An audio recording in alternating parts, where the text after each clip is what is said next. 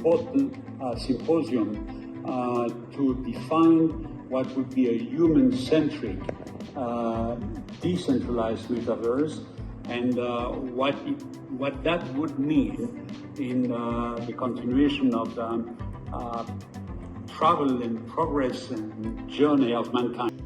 That this experience is just being here to me makes me so happy.